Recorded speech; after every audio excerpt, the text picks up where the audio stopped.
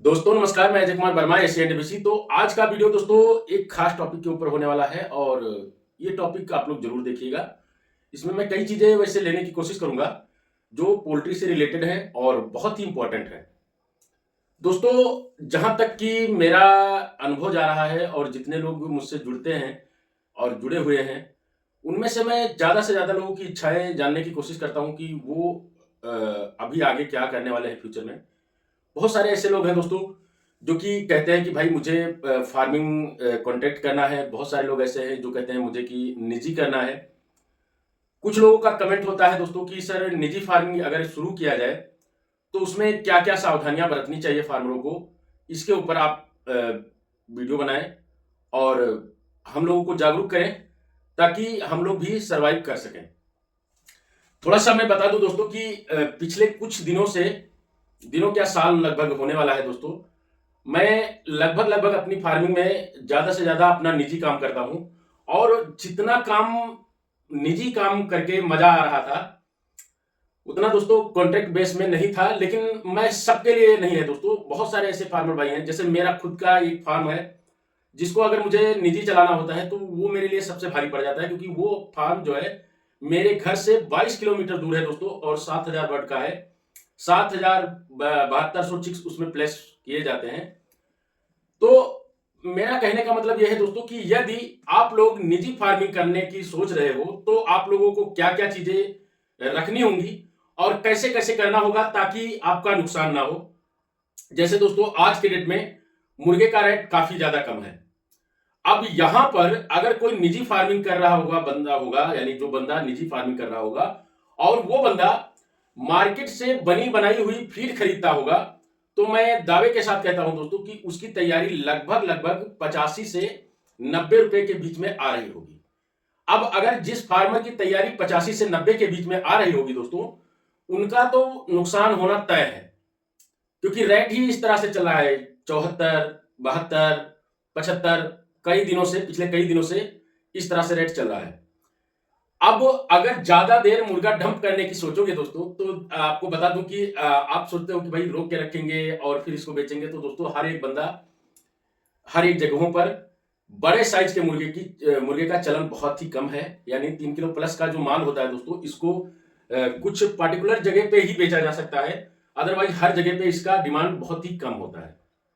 जैसे अभी हमारे यहाँ अगर वो 5 केजी का मुर्गा भी हो जाता है तो हमारा नेपाल से एकदम हम सटे हुए हैं दोस्तों। नेपाल, हमारे हमारे यहाँ से नेपाल की दूरी मात्र कुछ मिनटों की है, घंटों की नहीं है। ठीक है, तो हमारे यहाँ तो चलो ठीक है कि नेपाल के लोग आते हैं, जैसे कुछ खरीदना होता है उनको, तो वो लोग आते हैं, तो हमारे यहाँ, हमारे श्रावस्ती डिस्ट्रिक्ट के बहुत सारे मुर्गे वो लोग लेके जाते हैं। लेकिन हर जगह ऐसा संभव नहीं है, तो आपको ज्यादा दिन इसको रख भी नहीं पाना है, आपको बेचना तो पड़ेगा ही पड़ेगा। तो इसमें दोस्तों क्या क्या होना चाहिए, कैसे होना चाहिए, ताकि हम अपनी कास्टिंग को इतना कम कर सकें जितना यदि हम 70-75 में भी बेचें तो हमारा नुकसान ना लगे। तो इसके लिए दोस्तों सबसे पहली जरूरत जो है फार्मरों की, वो है आपका ग्राइंडर मशीन और मिक्सर मशीन। ग्राइंडर मशीन दोस्तों ज्यादा बहुत महंगा नहीं है। अगर आप 3 से 5 हजार बर्ड की फार्मिंग करना चाह रहे हो तो आप लोगों के लिए एक छोटा ग्राइंडर काम कर जाता है, जो अगर आप 3 HP का मोटर उसके अंदर लगा लेते हो तो ये मशीन आपके फार्म में भरपूर इतना दाना निकालेगी। कुछ ही देर काम करके आप इतना दाना बना सकते हो जिससे आपका बर्ड आसानी से पाला जा सके और उसको फीड की कमी भी नहीं आएगी। तो उसके लिए दोस्तों आप लोगों के पास एक ग्राइंडर होना चाहिए और एक मिक्सर होना चाहिए। साथ ही साथ में आपके पास क्या होना चाहिए रॉ मटेरियल में, जिससे आप फीड बनाओगे। तो दोस्तों उसके लिए आपके पास होना चाहिए मक्का। मक्का दोस्तों, अभी जैसा कि मैं अपने बारे में बता दूं दोस्तों, इस बार ना मेरा जो प्लान था वो प्लान था कि मैं मार्च में बहुत बड़े मात्रा में, लगभग जितना मुझसे हो सकेगा उतने पे मैं फार्मिंग, कॉन्ट्रैक्ट फार्मिंग शुरू कराने की सोच रहा था। कुछ फार्मर थे जो कहते थे कि अजय भाई आप मुझे फीड दीजिएगा, चूजे दीजिएगा, हम पाल के देंगे। और मैंने तो ये सोच रखा था दोस्तों कि उनको ना मैं हर हाल में मैं फिक्स कर दूंगा कि भाई आपको 15 रुपए मुर्गे मिलेंगे, यानी पर पीस 15 रुपए या तो मैं दूंगा, या तो मैं उनको निश्चित कर दूंगा कि 8 रुपए पर केजी मैं देने वाला हूं। इस तरह से मेरा कुछ विचार था, लेकिन ये विचार एक्चुअली संभव नहीं हो पाया दोस्तों। और इसमें ना कई सारी मुसीबतें हैं, उन मुसीबतों को कैसे हल करना है, मैंने पहले इसका निवारण निकाला। तो निवारण निकालने पे मुझे ये मालूम चला कि दोस्तों अपने पास जो फीड के अंदर सबसे ज्यादा प्रयोग होने वाली वस्तु है वो है आपकी मक्का। तो अपने पास यदि मक्का हो जाता है तो ये काम शुरू करना कोई बहुत बड़ी बात नहीं है।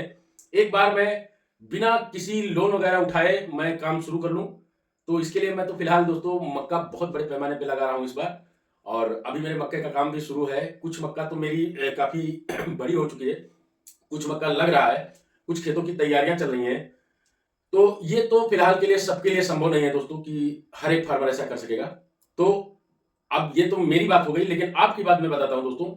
आप लोग मार्केट में हर एक मंडियों का जांच करिए, वहां पे पता करिए मक्का किस रेट में है। अच्छी मक्का, अच्छी क्वालिटी का मक्का, जो अच्छे दाने जिसमें होते हैं, जिस दाने में ना तो किसी तरीके के कीड़े लगे होते हैं, उस मक्का को पता करिए।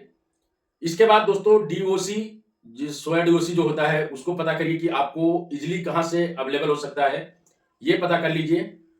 इसके बाद बारी आती है दोस्तों प्रीमिक्स की। तो बहुत सारे भाई हमारे ऐसे हैं मार्केट में जो प्रीमिक्स अपना अपना बेच रहे हैं, आप उनसे संपर्क कर सकते हो। अगर आप लोग उनको नहीं जानते हो, नहीं वहां से खरीद सकते हो, तो आप मेरे नंबर 8400327512 पे कॉल करके आप मुझसे इजिली प्रीमिक्स भी उपलब्ध करा दूंगा मैं आपको। इसके बाद जरूरत पड़ती है ऑयल की।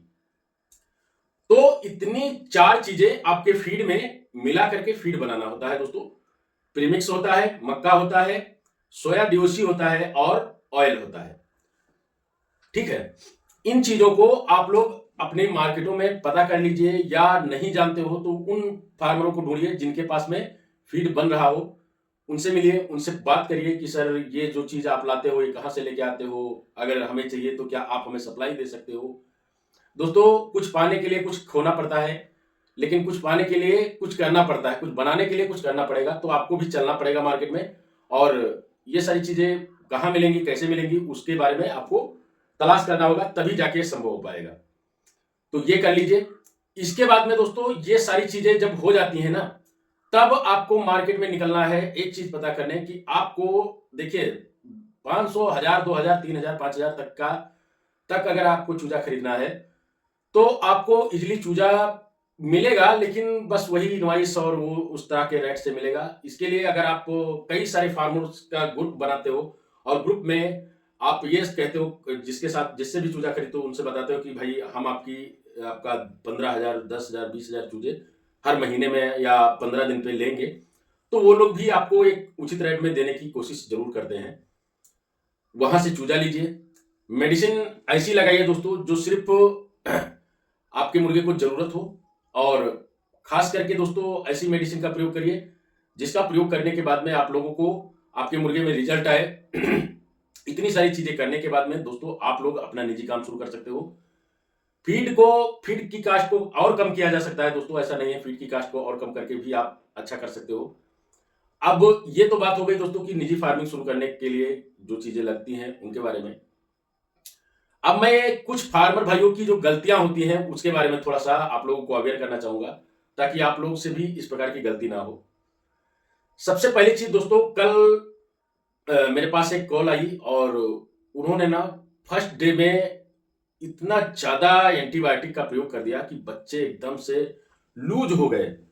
तो एंटीबायोटिक मेरे भाइयों, हमेशा ये चीज देखिए कि एंटीबायोटिक जो आप प्रयोग करने जा रहे हो वर्ड में, उसके ऊपर कंपनी ने डोज दे रखा होता है।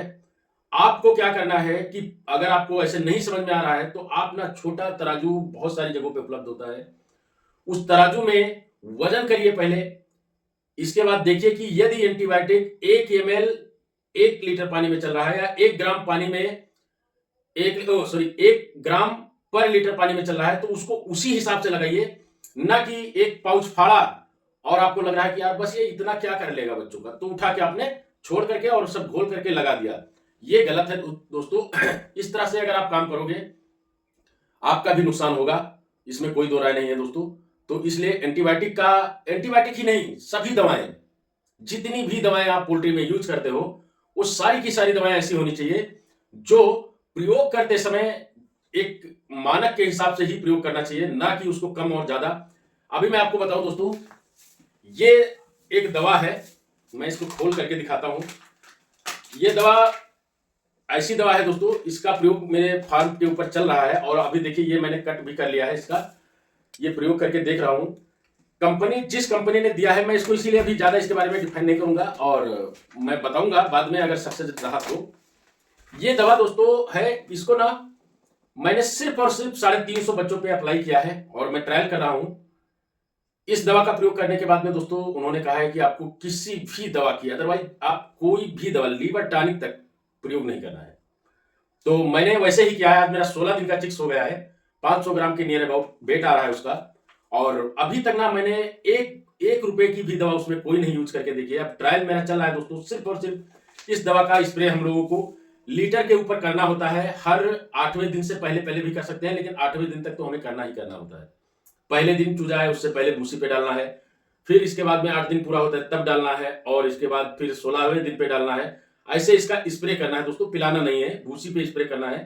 क्या टेक्निक है इनका वो तो जब बच्चा तैयार होगा। हाँ, ये चीज है कि मेरी फीड मेरा खुद का है दोस्तों, तो फीड भी अच्छा है और इनकी दवा भी अच्छी ही है, नहीं तो फिर इतना अच्छा रिस्पॉन्स नहीं शायद देखने को मिलता।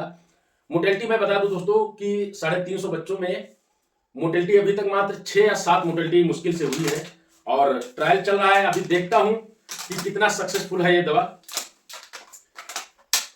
खैर, और इसके बाद में दोस्तों अभी के टाइम पे जो बहुत बड़ी समस्या होती है फार्मिंग में वो क्या है कि जैसे ही ठंडी खत्म होगी और ठंडी के बाद में गर्मी हल्की फुल्की आनी शुरू होगी ना, तो एक समस्या फार्मर की शुरू होती है जिसका नाम है मक्खी मच्छर की समस्या। उसके लिए दोस्तों ये देखिए आप, फ्लाई गार्ड करके ये दवा है और इसका स्प्रे करना होता है आपको फार्म के अंदर। फ्लाई गार्ड जैसे ही आप टंकी में भर करके स्प्रे करते हो, स्प्रे करने के बाद में आप देखोगे दोस्तों कि एक भी मक्खी मच्छर और छोटे कीड़े जो काले वाले कीड़े होते हैं, दीमक होती है, ये सब के सब निकल जाएंगे फार्म से। अच्छा, इसका एक और बेनिफिट है दोस्तों, ये प्रॉपर नॉन टॉक्सिस है और ये मतलब हर्बल प्रोडक्ट कह सकते हो इसको यूज करने के लिए पहले इसको खूब अच्छे से हिलाना होता है। जब आप हिलाते हो ना, हिलाने के बाद में फिर पानी में मिलाना है, पानी में मिला करके टंकी में भरना है, टंकी में भर करके स्प्रे कर देना है। मक्खी मच्छर पूरी तरीके से खत्म हो जाते हैं दोस्तों। आज मैं इसका प्रयोग इसमें भी करने वाला हूं, क्योंकि फार्म में तो नहीं है, फार्म में एक भी मक्खियां नहीं है, क्योंकि इसका मुझे बहुत सारा बोतल मिला था और जिसका मैंने प्रयोग करके देखा। आज मैं इसको फिर से यहाँ प्रयोग करूंगा, क्योंकि यहाँ पे कहीं कहीं मक्खी आती है, क्योंकि उधर से तो मक्खियां पूरी खत्म हो गई, अब इधर देखने को मिलती है। तो आज मैं देखता हूँ इसको फिलहाल ट्रायल करके। तो